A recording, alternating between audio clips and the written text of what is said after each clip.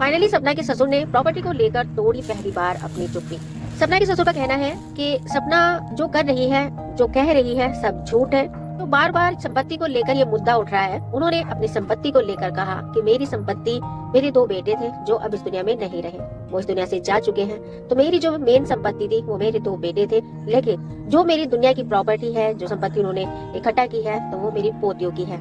मेरे और मेरी मिसेस के मरने के बाद वो प्रॉपर्टी मेरी पोतियों की होगी। लेकिन अगर सपना नहीं रुकी वो इस तरीके की हरकतें करने से, तो ये प्रॉपर्टी मैं उसको दूंगा जो मेरी सेवा करेगा। सपना की यही हरकतें रही तो मुझे सोचने पर मजबूर होना पड़ेगा कहीं ऐसा ना हो कि मैं ये सारी संपत्ति ट्रस्ट में दे दूं अपने दोनों बेटों के नाम से, ताकि मेरे दोनों बेटों का नाम चल सके। और साथ ही उनका ये भी कहना है कि इस दुनिया में कोई भी ऐसा नहीं है कि जो बिना स्वार्थ के किसी की सेवा करेगा। अभी हमारे हाथ पैर चल रहे हैं, लेकिन जो हमारी बुढ़ापे में सेवा करेगा, थोड़ी प्रॉपर्टी मैं उसको दूंगा।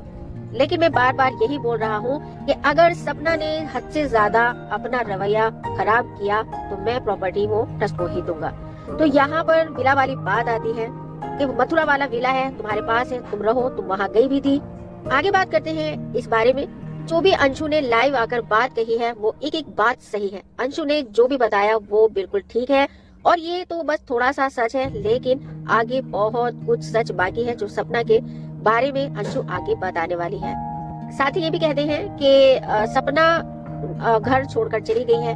मैंने सोचा था कि मथुरा में शिफ्ट हो जाएंगे, उस विला में एक साथ रहेंगे, लेकिन मेरा वो सोचना गलत था, कुछ भी सही नहीं है। सोचा था कि बहू नाराज होकर घर छोड़कर जा रही है, सब कुछ ठीक हो जाएगा, मथुरा में साथ रहेंगे, लेकिन मुझे नहीं लगता कि कुछ भी ठीक होगा। साथ ही उन्होंने साफ लफ्जों में बता दिया है कि जैसे कि कहा जाता है कि सपना की मम्मी से सपना की सास बात नहीं करती, वो घृणा करती है। तो यहाँ पर उनका कहना है कि मेरे 2 बेटे इस दुनिया से चले गए, लेकिन सपना की माँ ने एक बार भी आकर मेरी मिसेस को सांत्वना नहीं दी। हम घृणा, यानी कि मेरी मिसेस घृणा करती है, मरते दम तक घृणा करती रहेगी। और फ्रेंड्स, अभी हम ये जो बातें हैं, ये वही बातें आपको बता रहे हैं जो सपना के ससुर ने रखी है और जो सपना के बारे में कहा है। आगे हम इन्हीं बातों पर बात करेंगे। आगे कहते हैं कि अंशु के बारे में, कि लोग कहते हैं कि आप अकेले हो, आपको अंशु की बहुत ज्यादा जरूरत है। जी हाँ, मैं यही सोच रहा हूँ और अंशु को हमारे साथ ही रहना चाहिए। मैं जा रहा हूँ अंशु को लेने, और ये भी हो सकता है कि अंशु को कोई वहाँ से लेकर शिवपुरी आ जाए। और आप लोग सभी बोल रहे हो कि लेकर आओ और उसका यही रहना ठीक है, लेकिन डर कर हम कब तक जिएंगे। मैं भी यही चाहता हूँ कि अंशु यही रहे, हमें अंशु की बहुत ज्यादा जरूरत है। जब सपना अपने खानदान के साथ रह रही है तो मैं क्या अपने लोगों के साथ नहीं रह सकता? मेरे 4-5 लोग हैं, उनको भी दूर कर रही है सपना, और सपना अपने पूरे खानदान के साथ रह रही है। तो उनका ये कहना है कि 2-4 दिन में सब, यानी कि अंशु आने वाली है शिवपुरी, और जिसे जो होगा वो कर लेगा। उन्होंने ये अपनी बात रख दी है कि अंशु यही रहेगी और हम किसी से नहीं डरने वाले, मरते दम तक फाइट करेंगे। आगे कहते हैं कि मैं और मेरी मिसेस बीमार हैं, बहुत बीमारियों से जूझ रहे हैं, लेकिन सबसे बड़ी बीमारी हमारे लिए सपना है। सपना ने कोई हद नहीं छोड़ी है, सपना ने हमें बहुत ज्यादा परेशान किया हुआ है, इसीलिए हम अंशु को शिवपुरी ला रहे हैं। अगर हम अकेले ऐसे ही रहें तो बहुत जल्दी मर जाएंगे। सपना ने अपनी वीडियो में कहा था, जो आपने देखा होगा, कि जब अंशु की बात का सपना ने रिप्लाई दिया था तो वहाँ पर उन्होंने लाल गाड़ी की बात की थी कि एक लाल गाड़ी है, तो वो गाड़ी मौसा जी की है, तो वो गाड़ी सपना के घर आते जाते रहती है। तो सपना ने ये कहा था कि वो मेरे ऊपर नजर रखे हुए हैं, कुछ भी हो सकता है, मेरी जान को खतरा है। तो उस पर पापा जी ने बोला है कि अगर तुम्हारी जान को खतरा है, तुम्हारा पीछा वो गाड़ी कर रही है, और तुम्हारे घर के सामने कैमरे लगे हुए हैं, तो नंबर नोट करो और पुलिस में दे दो कि तुम्हें खतरा है। जिस पर उनका ये कहना है कि तुम मथुरा गई हो, मौसा जी के घर भी काफी बार चली गई हो, तो क्यों तुमने उनके बगल में घर खरीदा? तुम जानती थी पहले से ही कि मौसा जी वही बगल में रहते हैं, तो तुमने क्यों वहाँ घर लिया? कहीं और भी ले सकती थी। पापा जी ने राजवीर चौधरी के केस के बारे में बोला है अलका जी को कि अगर अलका जी आप मोनू को इंसाफ दिला सकती हैं तो मैं आपके साथ खड़ा हूँ। जो भी वो गाड़ी के पार्ट्स हैं वो गांव में रखे हैं, वो मैं आप तक पहुँचा दूंगा, और जितना भी पैसा लगेगा मैं लगाने के तैयार हूँ। आप उसमें कुछ नहीं पैसा लगाइएगा, वो मैं दूंगा। ये मुहिम आपने पहले भी छेड़ी थी और अब भी आप छेड़ रही हैं, तो इसे अंजाम तक पहुंचाइए ताकि मोनू को इंसाफ मिल सके। जैसे कि आपने अंशु की लाइव में देखा होगा कि अंशु ने कहा था कि भाभी का परिवार एक्सीडेंट वाली जगह पर पहले पहुंचा था। यही बात सेम पापा जी ने कही है कि सपना की मम्मी, भाई, पापा पहुंचे थे, उन्होंने पोस्टमार्टम क्यों नहीं करवाया? मैं तो 3-4 घंटे बाद पहुंचा था, तो उनको पोस्टमार्टम कराना था, क्यों नहीं कराया? तो चलिए, अब ये हो चुकी है उनकी बातें जो उन्होंने कही है। तो अब इन बातों पर, अच्छा हाँ, एक बात और हम भूल गए। पापा जी ने एक बात ये रखी है रिएक्शन चैनल वालों को, फैंस को, कि आप मुझे सुझाव दें कि मैं प्रॉपर्टी को लेकर क्या करूं, क्या फैसला लूं, इस संपत्ति को लेकर मैं क्या करूंगा। मेरी संपत्ति तो कब की मुझे छोड़कर चली गई है, यानी कि इस दुनिया से रुखसत हो गई है। उनके 2 बेटे, उनकी संपत्ति थी। ये बात उनकी सही है कि देखिए, औलाद सबसे बड़ी संपत्ति होती है, जो कि अब उनके पास नहीं है। दोनों बेटों की निशानियां थी, वो भी उनके करीब नहीं है, वो भी दूर रह रहे हैं। तो सपना ने जब घर छोड़ा था शिवपुरी वाला, तो सपना ने ये बात कही थी कि मुझे कुछ नहीं चाहिए। तो सपना प्रॉपर्टी को लेकर बातें बोल रही है, ऐसा नहीं कि सपना नहीं बोली है, सपना ने वो प्रूफ रखा भी है, उनकी वीडियो आज भी उनके चैनल पर पड़ी हुई है। सपना बात कर रही थी अपने जेवर की, जो मम्मी को फोन भी किया, सॉरी पापा को फोन किया था, सास से भी मांगे थे, लेकिन सास ने देने से इनकार कर दिया। सपना ने पापा से कहा कि वो जो मथुरा वाला विला है वो मुझे दे दीजिए, क्योंकि सपना ने 2 प्लॉट बेचे थे और कुछ पापा ने पैसा लगाया था। सपना ने भी उसमें थोड़ा बहुत पैसा अलग से भी दिया था। 2 प्लॉट का जो सपना ने ही खरीदे थे, उनको बेचा, थोड़ा बहुत पैसा लगाया और पापा ने भी थोड़ा बहुत पैसा दिया। तो वो मथुरा में एक विला लिया। तो वो विला सपना और सपना के सास ससुर के नाम से है। ना तो वो सपना बेच सकती है और ना ही सास ससुर, एक दूसरे के, क्योंकि तो ज्वाइंट हो जाता है, तो एक दूसरे के बिना मर्जी के कोई नहीं बेच सकता। तो सपना का कहना है कि आखिर उस विला को बेचने का मतलब क्या है। सपना नहीं चाहती कि वो विला बिके। सपना ने कहा था पापा जी को कि पापा जी, या तो वो विला आप रख लें या फिर वो विला मुझे दे दें। जितना पैसा आपको आपका लगा है वो मैं आपको दे दूंगी, या फिर आप वो विला ले लें, जितना पैसा मेरा लगा है वो आप मुझे दे दीजिए। पापा जी ने कहा ठीक है बेटा, वो मैं विला रख लूंगा और मैं तुम्हें पैसा दे दूंगा। लेकिन यहाँ पर जो मम्मी जी हैं, यानी कि सपना की सास, उन्होंने मना कर दिया। तो हमें यहाँ लगता है कि कहीं ना कहीं मम्मी सीधी तो लगती हैं, मगर फैसले बड़े बड़े लेती है। तो पापा जी मम्मी जी के बिना एक कदम नहीं बढ़ाती है। और मम्मी जी किसके कहने पर चल रही है? मम्मी जी कहने पर चल रही है अपने मायके वालों की। अब पापा जी ने अपने जो रिएक्शन चैनल वाले हैं, जो उनके सपोर्ट में वीडियो बना रहे हैं, जो काफी लोग हैं जो उन्हें पसंद कर रहे हैं, सपोर्ट कर रहे हैं, तो उनसे उन्होंने राय मांगी है ये कि मैं अब संपत्ति का क्या करूं, क्या करना चाहिए। तो हमें लगता है कि उनको ऐसा करना चाहिए, जो जेवर है, सपना का हक है उन पर, वो सपना को दे दे। और रही बात विला की, अगर विला सपना लेना चाहती है तो सपना को दे दे, क्योंकि उसमें सपना का पैसा भी लगा है। और सपना ने जैसे कि कहा कि जो पैसा लगा है पापा जी का वो मुझसे ले लें। तो इस तरीके से कर लीजिए। अगर आप नहीं देना चाहते सपना को, तो आप रख लीजिए वो पूरा विला, जितना सपना का पैसा है आप सपना को दे दे।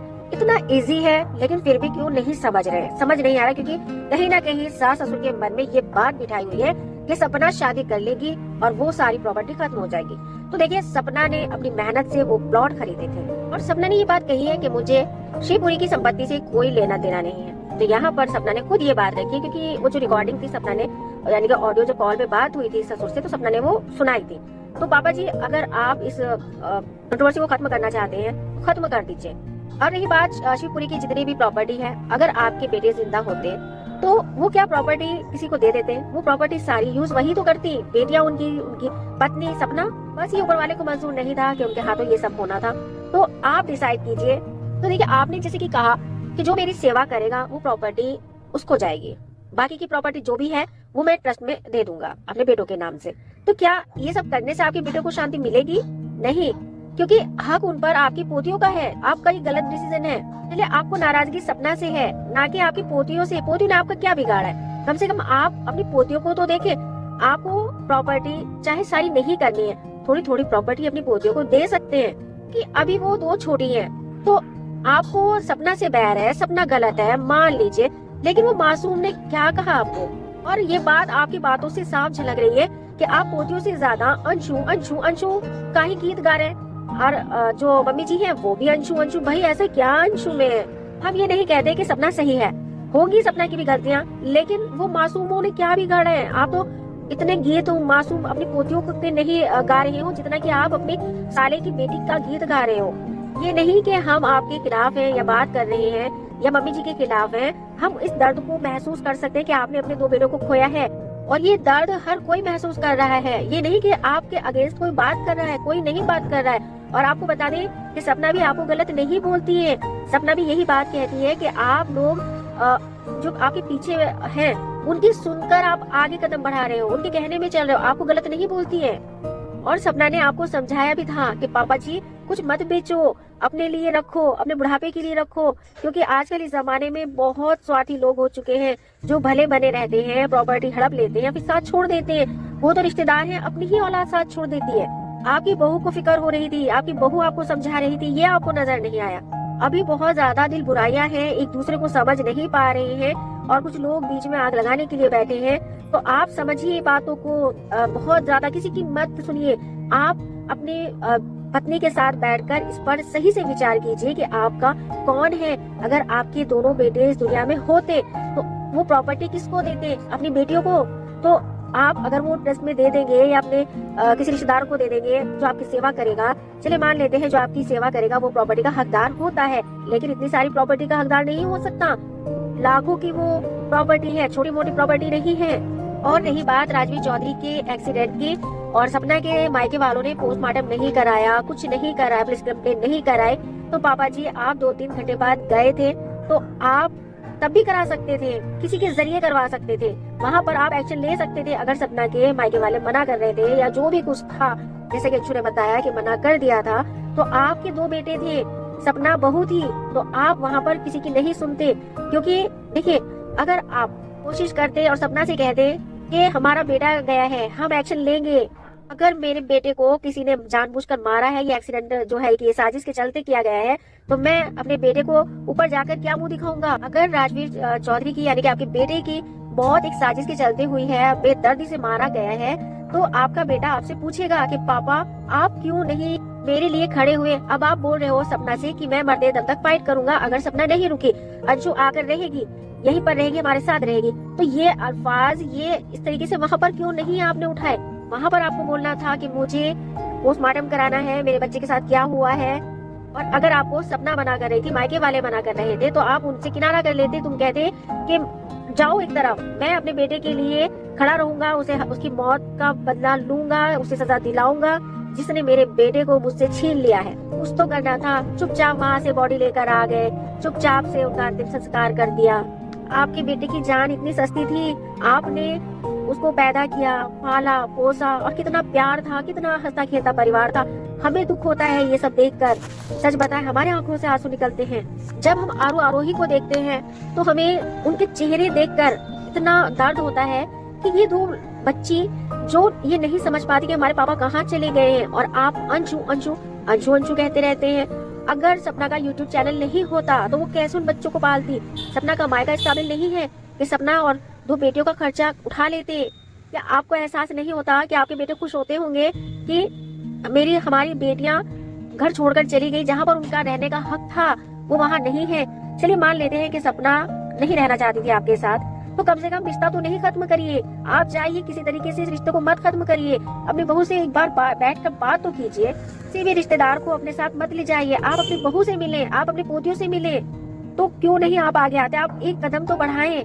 अगर आपने प्रॉपर्टी अपने किसी रिश्तेदार को दे दी और ट्रस्ट में दे दी आपने, तो क्या आपके बेटे खुश होंगे? नहीं होंगे आपके इस फैसले से आपके बेटे खुश। आप अपनी बहू से फाइट करने के लिए तैयार हैं, अपने बेटे के लिए फाइट करने के लिए तैयार नहीं हुए। ये फाइट आपको तब करनी थी, तो आप अपना फैसला बदलिए। एक कोशिश कीजिए किसी भी तरीके से अपने बहू से बात करने के लिए, अपनी पोतियों से बात करें, वो है आपका सच्चा रिश्ता, पक्का रिश्ता।